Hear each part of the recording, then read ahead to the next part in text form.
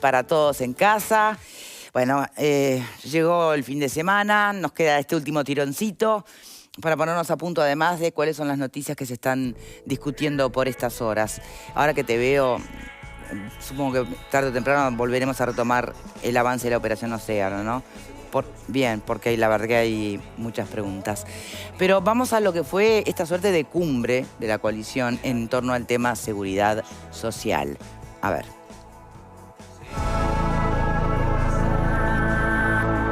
Los legisladores salieron de la residencia presidencial con la convicción de que la seguridad social no puede esperar más. El presidente, los legisladores y algunos ministros escucharon al presidente de la comisión de expertos que explicó los lineamientos para una reforma. Los legisladores llegaron a la residencia a media mañana de este jueves y estuvieron reunidos hasta el mediodía. La Calle abrió la reunión con algunas referencias a la marcha del gobierno. Destacó las medidas de asistencia social que promovió su administración, algunos éxitos de la coalición y llamó a mantener protagonismo en la acción política. Saldain explicó los lineamientos para la reforma. Mantener y aumentar la cobertura poblacional que tiene nuestro sistema, que es una enorme fortaleza. También lo que tiene que ver con la cuantía de beneficios y sobre todo aquellas medidas que están pensadas para los sectores de menores ingresos. Y los otros dos temas que es necesario abordar y que tienen que ver con la heterogeneidad o desigualdad del sistema y después, bueno, obviamente la sustentabilidad del sistema también, ¿verdad? La ministra de Economía y el director de la Oficina de Planeamiento y Presupuesto agregaron algunos números. El ministro de Trabajo, Pablo Mieres, hizo especial hincapié en que hubo diálogo con la oposición para consensuar una reforma previsional. Mieres afirmó que el diálogo social existió, según supo Telemundo. Señaló que la comisión recibió delegaciones y que se conformaron subcomisiones. Las bancadas de la coalición estudiarán los lineamientos que se presentaron este jueves. Habrá devoluciones y se ajustará la redacción de un anteproyecto. No va a ser fácil, dijo a Telemundo un dirigente que estuvo en la reunión. Agregó que sería difícil pensar en una reforma en el año 2023. Y a todo esto el Frente Amplio que ya anuncia, ¿no?, que hasta no ver el papel, el proyecto escrito, ¿existe el proyecto o estamos en los lineamientos? Pepe, ¿qué sabés? En realidad, sí, hubo un proyecto que Saldain en algún momento como referente de la coalición de gobierno manejó, pero era un borrador también que luego sufrió o iba a sufrir algunas modificaciones. Se acabó el recreo, dijo el presidente de la República ayer, así comenzó esta reunión, donde habló poco, habló unos minutos nada más, dándole un marco político al tema, pero después prácticamente toda la locución estuvo por parte de Rodolfo Saldain, sobre quien recomiendo que en algún momento también se le preste atención a algunos trabajos que ha realizado sobre el tema del crecimiento demográfico en nuestro país, porque de alguna manera le da un cierto contexto a esta reforma previsional.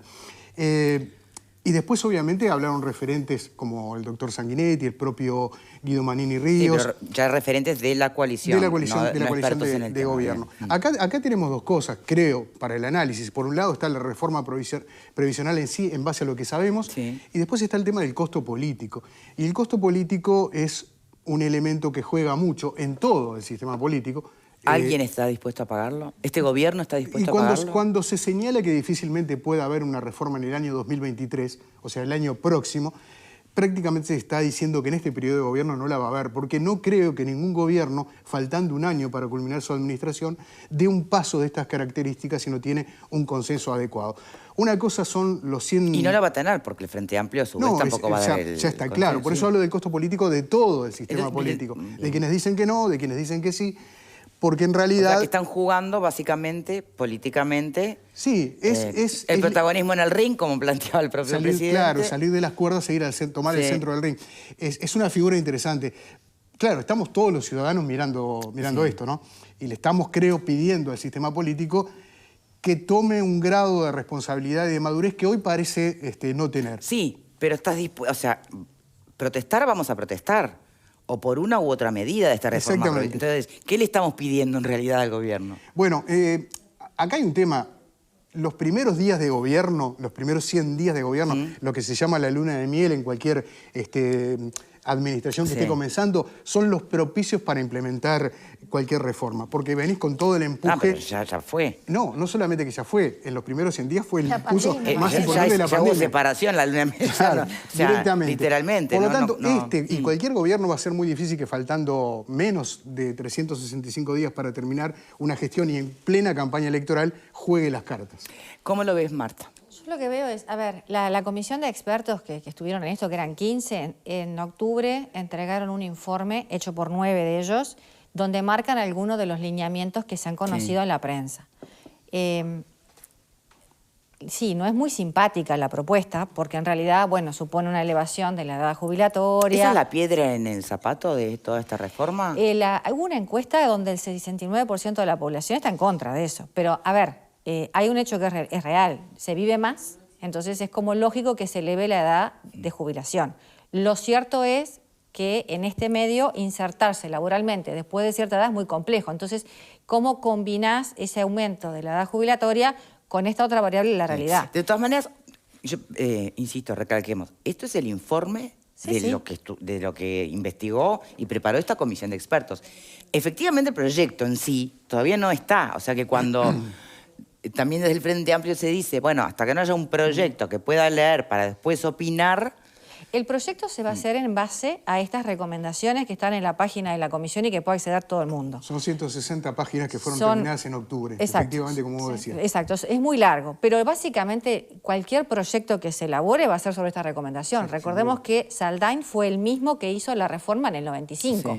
O sea que sigue siendo el actor que los gobiernos blancos eligen para esta redacción. Perdona que te interrumpí, porque estábamos hablando de la piedra en el zapato. ¿Es exclusivamente la edad jubilatoria que se No, hay otras sube? cosas. Está que en vez de ser los últimos 10 o los mejores 20, sea el promedio de los 25. Hay consideraciones para las mujeres en cuanto a que va a seguir que se descuenta un año por cada hijo y que el año que tuvieron con licencia maternal no se compute en ese promedio para que no le tire abajo los números.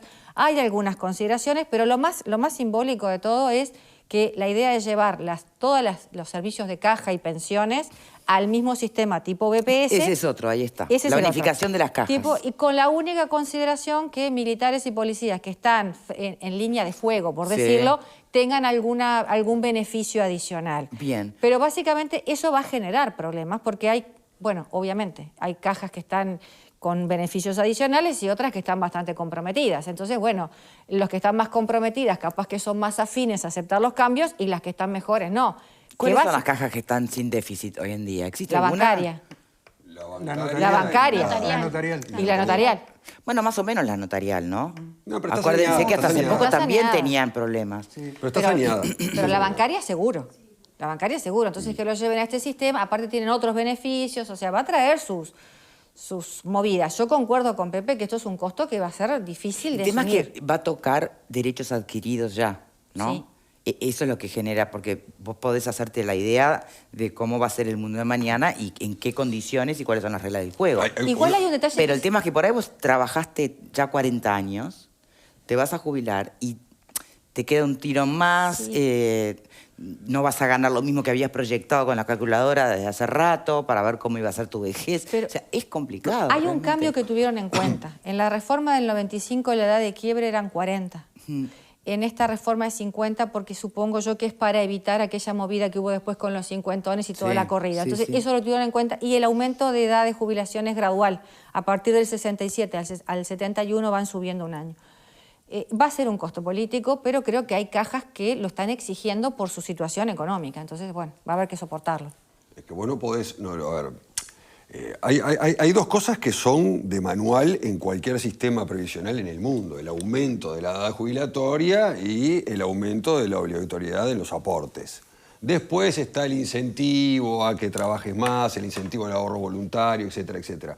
Pero esas dos medidas están siempre en cualquier reforma jubilatoria. El tema del aumento de la edad jubilatoria, ¿es realmente visto? No claro, es- seguramente porque pero- les están cerca o estaban llegando, sí. No, está bien, pero... Los 65 años hoy no son los de antes. Por supuesto Si a que vos no. hoy con 40 o 50 te dicen, mira, a los 65 vas a estar trabajando, 64, Y estás trabajando. ¿Te afecta para mal o No, o te al afecta contrario? De hecho, mucha gente que se jubila sigue en Después actividad. queda, claro, no sabe qué hacer. O no sabe qué hacer, o la jubilación de pronto es O no le magra, alcanza, o no le ese es el alcanza. otro, Digo, hay variables. Pero en algún momento hay que hacerlo. No se puede esperar y decir, vamos a comenzar la reforma jubilatoria de acá a 40 años. Y ahí empezamos. Porque en algún momento el quiebre tiene que estar. Estamos hablando de una situación que es crítica, una situación que tenés 850.000 pasividades, con 1.700.000 personas activas. Es imposible. Yo escuchaba por allí que lo recordaban, el 7% de... 7 puntos del IVA van volcados al Banco de Previsión Social. Estamos hablando más y entre otros impuestos suman 2.000 millones de dólares al año. O sea, es insostenible la situación. No somos Holanda, Dinamarca, Israel, no tenemos un sistema previsional y necesita sí o sí, lógicamente, un cambio. ¿Que las medidas son molestas? Por supuesto que son molestas. Y ahí lo que decía Pepe, el costo político. Nadie quiere absorberlo, pero es una promesa de campaña. Entonces, veremos qué es lo que sucede. Creo que lo que no se tiene en cuenta es que acá, lamentablemente, cuando llegas a cierta edad, estás en una empresa o en un lugar, estás con un sueldo alto y te suelen invitar a que te vayas, y si vos te quedas sin trabajo después de los 50, 55, insertarte laboralmente hasta los 65 va a ser difícil, que son cosas que no pasan en esos países que vos decís. Esto es lo único que yo veo difícil. Por supuesto. Pregunta para Vale, pero ya que me salga quiero escuchar a la sindicalista, ¿no? Que tiene como ejercicio el defender los derechos de su sindicato, de su equipo, digamos, ¿no? ¿Cómo visualizás el hecho de que vaya que ir hacia la unificación de cajas? Porque yo me imagino si fueras presidenta del sindicato de notarios, ¿no? De escribanos. Mirá las uñas de Vale. Ya nomás mirala, ¿sabes cómo salen esas garras? ¿No? Es lógico, y con ¿no? lógica. Ahora, si fueras, por el contrario, presidenta del sindicato de... ¿Quiénes están peor en este momento? de la caja profesional. De la caja, por ejemplo. Sí. ¿No? ¿Cómo salís a la defensa? ¿Cómo le pedís a los escribanos que sean solidarios? ¿No? Porque es el mismo juego de siempre. Pero Claro que sí. Entonces, a la sindicalista le pregunto, ¿cómo se hace esto? Yo creo que está difícil, sobre todo para los que están por arriba, ¿no? Creo que es esperable lo que tiene que ver con el BPS. Todos sabemos que hay que hacer una reforma, lo que no estamos de acuerdo es en qué reforma, eso es una realidad. Y por el otro lado, el toque a la nunca tocada, valga la redundancia, caja militar, también creo que hay mucha gente que lo ve favorable, porque en realidad se dice siempre todo lo que hay que poner en el BPS para que para que se puedan pagar las jubilaciones, digamos, pero se pone mucho más en proporción en la caja militar para la cantidad. Igual te me fuiste para un domingo 7. Entonces, la pregunta era otra. lo digo, ¿por qué digo esto? Porque son como situaciones bien distintas según dónde estás. Va a ser muy difícil que las cajas que estén por arriba en beneficios, en montos de jubilaciones o de pensiones, que accedan a esto. Creo que por eso también es que no se logra un consenso. No es solo por la edad, no es solo porque tiene un costo político enorme, sino porque van a haber colectivos que no van a estar de acuerdo y van a empujar.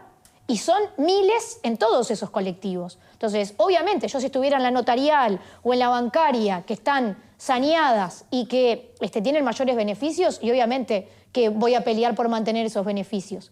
Pero por el otro lado, si en realidad el sistema está en crisis, muchas veces, si estamos planteando que una crisis económica... Sí, lo sabemos que está en crisis. En Uruguay y en muchos países del mundo. El resto del sistema está en crisis, menos esas cajas. El resto del sistema está en crisis. Bueno, ahí habrá que pedir lo que pedimos en todos los lugares, ¿no? Porque si estamos pidiendo que se le grave con mayores impuestos a los que ganaron más, a los que exportaron más, a los que hicieron más dinero, que aporten más para salir de la crisis general, bueno, en realidad deberíamos de ir a ese mismo lado al momento de tener las retribuciones en la jubilación. Entonces, yo iría por ahí. A veces hay que dejar de lado un poco el interés mezquino, que es entendible, tenés salarios más altos toda tu vida, te jubilás mucho mejor. Bueno, claro, pero si yo fuese escribana y fuese la presidenta de mi sindicato... No me estás haciendo ningún favor, vieja. Te cambio la presidenta inmediatamente. Lo que pasa es que es un sistema no estás defendiendo mis intereses. Hay otro tema que también plantea llamémosle borrador, si se quiere, de la reforma. Primero, tenemos el tema del traspaso generacional. Es decir, mis hijos me pagan la jubilación a mí, mis nietos le van a pagar la jubilación a mis hijos. Ese sistema va a seguir estando. Y es el que dijo Rodolfo Saldain en el tape que escuchamos, que sigue siendo un sistema fuerte. Y es verdad, tenemos un sistema fuerte en la región, en el mundo, o por lo menos en América Latina, no digo en todo el mundo. ¿Cuál es el problema que tenemos? Eso que planteaba Pablo, una base que cada vez se va achicando más de gente que está sosteniendo como activos a los pasivos, que son muchos. Sí. Esa base, como se va achicando, en un momento va a estar complicada para poder pagar la jubilación. Y ahí es donde el análisis demográfico es irrebatible. O sea, totalmente, absolutamente. No se puede dejar de lado. Porque no lo puede dejar de lado porque tenemos escasos nacimientos, eso está comprobado, y es el gran problema que tiene este país. Si no, la caja jubilatoria seguiría trabajando normalmente, porque sería equiparable la cantidad de pasivos con la cantidad de activos. El otro tema que también incluye es el ahorro en forma privada, que hoy es selectivo para aquellos que por ejemplo, cobran, sí, o los que están en una FAP, pero que se quiere generalizar.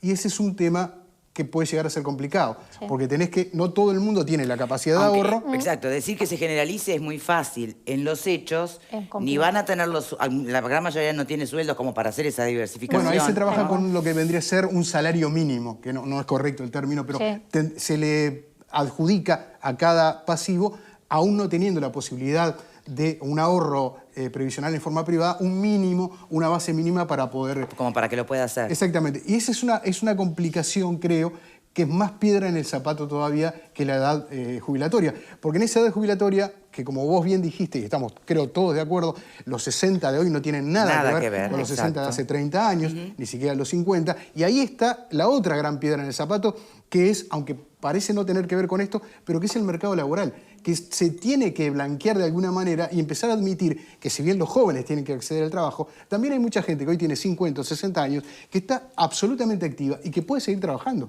Entonces es un tema... que en los hechos, además, aún jubilados, lo hacen. Y porque no te alcanza lo que cobras. Igualmente, o sea, que son varios frentes lo que tiene este. Tenemos que hacer una pausita, volvemos contigo, Valeria, te prometo. Yo noto alguna diferencia en cuanto que también hay tareas que el nivel de desgaste, el aumentar la cantidad de años, realmente... No debería ser parejo. ¿Está bien? ¿Está bien? Lo analizamos a la vuelta. Con Avon puedes llevar...